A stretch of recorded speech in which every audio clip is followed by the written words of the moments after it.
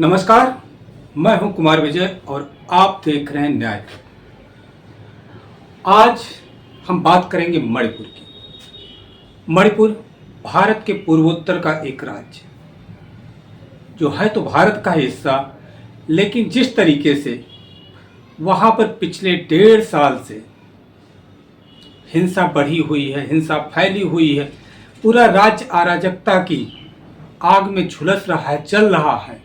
और केंद्र सरकार की तरफ से जो कार्रवाई की जा रही है वो इसके हिस्से में इतनी नाकाफी है कि लगता है जैसे वो भारत का हिस्सा ही नहीं। ये अलग बात है कि वहाँ के कल्चर उत्तर भारत से अलग हो सकते हैं, दक्षिण भारत से अलग हो सकते हैं, लेकिन है तो भारत का ही हिस्सा। जिस भारत को हम भारत माँ कहते हैं उसी की एक संतान है मणिपुर। पर जाने क्यों पिछले 1.5 साल से लगातार दिख रहा है कि जैसे उसके साथ सौतेला व्यवहार किया जा रहा है।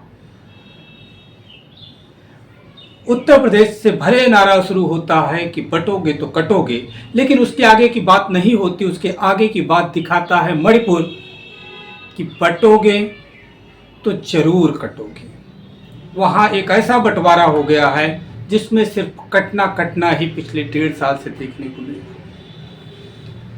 वहां पर आरक्षण को लेकर के कुकी और मैतेई समुदाय पिछले 1.5 साल से आमने सामने है।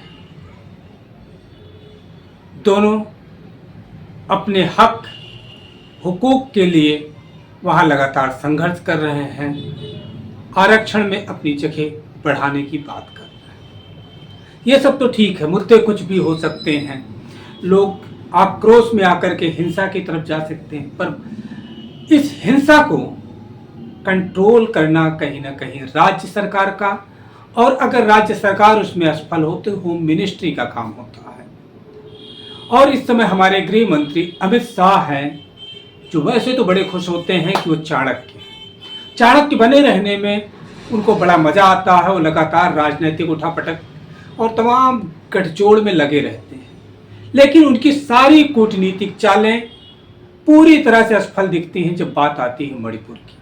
वो मणिपुर की हिंसा को ना अपनी राजनीति से अब तक कंट्रोल कर पाए, न कूटनीति से, न युद्ध नीति से, न किसी और नीति से। उनकी सारी नीतियां असफल और नाकाम रही हैं। धीरे धीरे जो हिंसा किसी तरह से कंट्रोल हुई थी वो एक बार फिर से शुरू हो चुकी है। यह हिंसा तब शुरू हुई जब मैतेई समुदाय के 6 लोगों के 100 मिले। इसके बाद मैतेई समुदाय पूरी तरह से अराजक हो गया और उसने इसका पूरा का पूरा आरोप कुकी समुदाय के सशस्त्र आंदोलनकारियों पर लगा दिया। और ये आरोप लगाते ही मैतेई समुदाय लगातार हिंसक गतिविधियों में संलिप्त हो गया और स्थिति यहां तक बनी कि सरकार के कई मंत्रियों के घर घेर लिए गए और महज विधानसभा से कुछ कदम की दूरी पर मैतेई समुदाय चप्पे चप्पे पर अपनी हिंसक गतिविधियों के साथ फैल गया।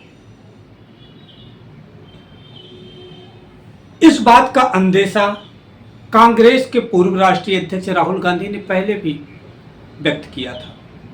उन्होंने प्रधानमंत्री से मांग भी की थी कि प्रधानमंत्री को मणिपुर जाना चाहिए, वहां के लोगों से मिलना चाहिए, उनकी समस्याएं सुननी चाहिए और उन्हें आश्वस्त करना चाहिए कि इस देश का प्रधानमंत्री उनके साथ खड़ा है और उनके दुख में शामिल है और इस पूरे हिंसा को कंट्रोल करने में वो सरकार की जो भी एजेंसियां संभव होंगी उनको लगा करके इस हिंसा को शांत करेगा। इस मांग को लेकर के राहुल गांधी ने मणिपुर की यात्रा भी की। वहां जाने के लिए उन्होंने इस बात का भी प्रयास किया कि विपक्ष के तमाम दल भी वहां जाएं और वहां के लोगों से मिलें, उनसे बात करें और उनकी जो दिक्कतें हैं, जो मुश्किलें हैं, जो हिंसक गतिविधियों में लगभग पिछली गतिविधियों में 60,000 लोग बेघर हुए थे, उनकी मुश्किलात को समझें। लेकिन इस पैनल को जाने की अनुमति नहीं दी गई। वो पैनल वहां नहीं जा पाया। तमाम सिविल सोसाइटी के जो संस्थान हैं, संगठन हैं, एनजीओ हैं, उन्होंने इस पूरी हिंसा पर अपने तरीके से रिपोर्टिंग की। जाकर के उन्होंने ग्राउंड रिपोर्ट की और समझने का प्रयास किया कि हिंसा की वजह क्या। उस हिंसा में उन्हें सरकार संलिप्त मिली कि ये जो पूरी हिंसा हुई है इसमें राज्य सरकार की बड़ी भूमिका है। और जैसे ही ये रिपोर्ट सामने आई, जब उन्होंने राज्य सरकार पर आरोप लगाया, तो जो लोग इस इन्वेस्टिगेशन में शामिल रहे, इस रिपोर्टिंग में शामिल रहे, उन पर भी एफआईआर दर्ज कर दी गई। कुछ को हिरासत में ले लिया गया। आखिर क्या ये साबित तो नहीं करता कि राज्य सरकार अपनी असफलता छुपाने के लिए उन लोगों पर अपना शिकंजा कस रही है जो वहां न्याय की मांग कर रहे हैं?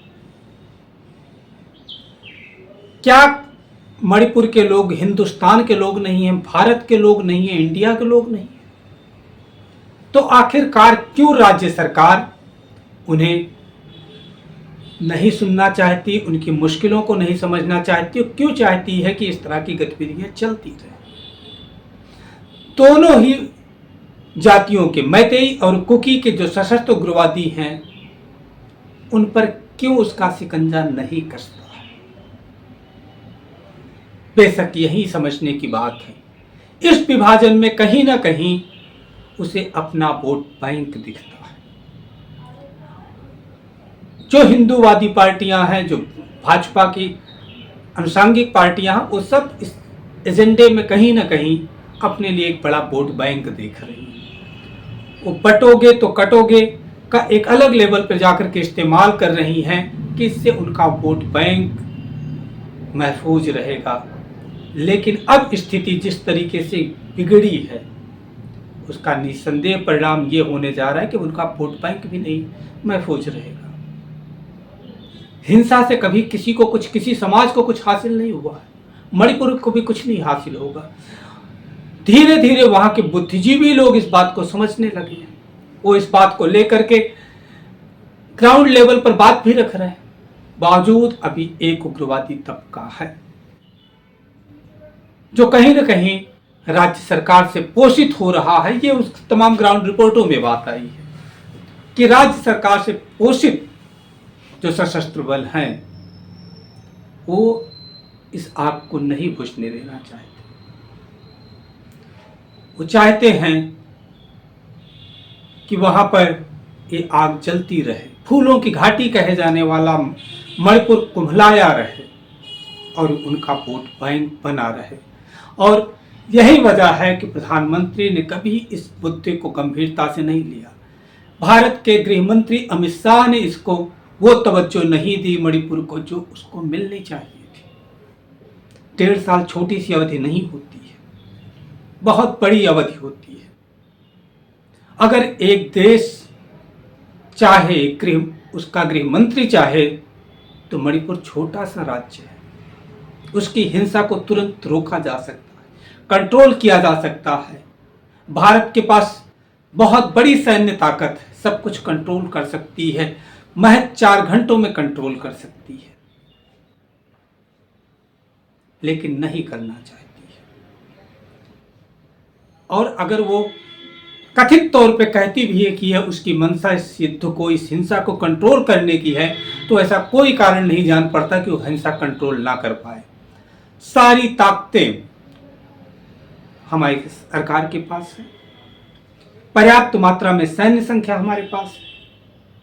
तो निश्चित रूप से महसूस होता है कि कहीं ना कहीं राज्य सरकार और केंद्र सरकार इस हिंसा को जानबूझ करके नहीं रोकना चाहते हैं। और बतौर एक देश के नागरिक, इस देश के हर व्यक्ति को अब सोचना होगा कि क्या मणिपुर ऐसे ही चलता रहेगा। आपको भी मणिपुर के लिए अपनी सरकार से मांग करनी पड़ेगी, क्योंकि मणिपुर के लोग भी आप ही के भाई हैं। इसी भारत माँ के पुत्र वो भी हैं। जिस भारत माता की आप बात करते हैं वो आपसे बहुत अलग नहीं है। उनके रीति रिवाज, सांस्कृतिक परंपराएं अलग हो सकती हैं, लेकिन भाई तो आप ही के हैं। और वो हिंसा में जल रहे हैं। ऐसे में आपको कहीं ना कहीं उनके लिए मुखर होना होगा। हम बात बार बार करते हैं, हमारे देश के तमाम जागृत हिंदू बात करते हैं कि बांग्लादेश का हिंदू काटा जा रहा है। अरे उससे पहले देखो ना कि मणिपुर का हिंदू काटा जा रहा है। मैतेई और कुकी दोनों ही हिंदू हैं, दोनों कट रहे हैं, आपस में लड़ करके कट रहे हैं। वहां तो इस तरीके की कोई धार्मिक विभेद की भी बात नहीं है। वहां कोई मुसलमान नहीं काट रहा है, वहां कोई क्रिश्चियन नहीं काट रहा, वहां जाति कट रही है और हिंदू जातियां ही एक दूसरे जाति को काट रही हैं। मामला आरक्षण का है, जाति आरक्षण का है, जो उत्तर भारत में आते आते एक तबके में बदल जाता है कि आरक्षण आर्थिक आधार पर हो। अब जातीय आधार पर आरक्षण की जरूरत नहीं, वही आरक्षण वहां जातीय आधार पर तय होता है और उसकी वजह से हिंसा हो रही है। हर समाज को उसके आबादी के एवज में हिस्सेदारी मिलनी चाहिए, वो चाहे मणिपुर हो, चाहे उत्तर प्रदेश हो, चाहे मध्य प्रदेश हो, चाहे बिहार हो, या फिर भारत का कोई भी राज्य हो, दक्षिण से लेकर के उत्तर तक, पूरब से लेकर के पश्चिम तक, हर राज्य के हर नागरिक को एक संवैधानिक जीवन जीने का हक है, उसे सम्मान का जीवन जीने का हक है, समता और समानता का जीवन जीने का हक है। अगर सरकार ठोस कदम उठाए, अगर जाति जनगणना की तरफ वो कदम उठाए और तय कर ले कि जिन जातियों की जितनी संख्या होगी उनकी हिस्सेदारी उस अनुपात में सुनिश्चित होगी, तो इस तरह की हिंसाएं कदापि नहीं होंगी, कतई नहीं होंगी।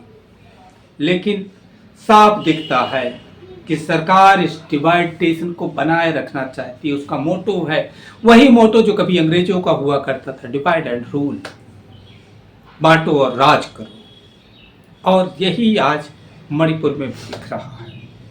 शेष देश को उसी प्रयोगशाला में झोंकने की कोशिश हो रही है।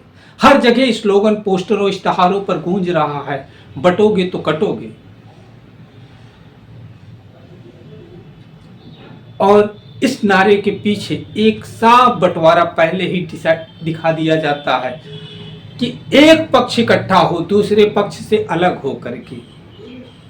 बांटने की बात इस तरीके से कही जाती है कि बटोगे तो कटोगे, जबकि उसकी सीधी मंशा है कि बट जाओ। वो कुछ जातियों का समुच्चय बना लेना चाहती है, लेकिन धर्मों का बंटवारा कर देना चाहती है।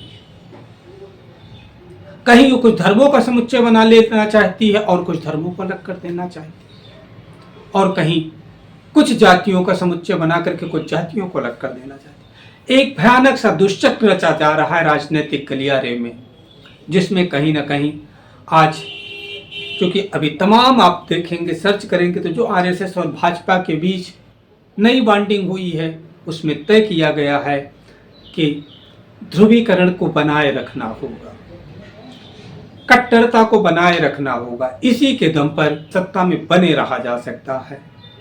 इस देश के हर नागरिक को समझना होगा कि भारतीय जनता पार्टी एक बड़े मकसद के साथ, उसका मकसद सीधा सीधा है, एक ऐसे हिंदू राष्ट्र की मान्यता फिर से अध्यारोपित करना चाहती है इस देश पर, जो मनुवाद के नियमों से चलेगा, जो डॉक्टर भीमराव अंबेडकर के संविधान से नहीं बल्कि मनु के विधान से चलेगा, जिसमें ऊंच नीच की अपनी एक श्रृंखला होगी। सबको समान होने का हक नहीं होगा, सबको सम्मान का हक नहीं होगा, समानता का हक नहीं होगा, शिक्षा का हक नहीं होगा। इस परंपरा को फिर से ले आना चाहती है और इसी परंपरा को स्टैब्लिश करने के लिए, कल्चरल नेशनलिज्म को स्टैब्लिश करने के लिए, सांस्कृतिक राष्ट्रवाद को स्टैब्लिश करने के लिए वो बंटवारे का एक दुष्चक्र चला करके राजनीति की सत्ता पर बने रहना चाहती है। और अफसोस ये है कि इस देश का एक बहुसंख्यक तबका आज भी उसके षड्यंत्र में शामिल है। वो उसको समझ नहीं पा रहा है, उसका मुखर विरोध नहीं करना चाहता है, जबकि खास तौर पे ओबीसी और दलित तबके को ये समझना होगा कि एकजुटता तो चाहिए, लेकिन देश के हर नागरिक के साथ समानता के व्यवहार की बात करनी होगी। वो चाहे अल्पसंख्यक समुदाय हो, चाहे बौद्ध समुदाय हो, इस्लाम हो, क्रिश्चियन हो, हर किसी के साथ ये देश का संविधान जिन्हें भी बराबर की नागरिकता देता है उनके साथ बराबरी का व्यवहार भी किया जाना चाहिए। तो न्याय तक के साथ बने रहने के लिए बहुत बहुत धन्यवाद।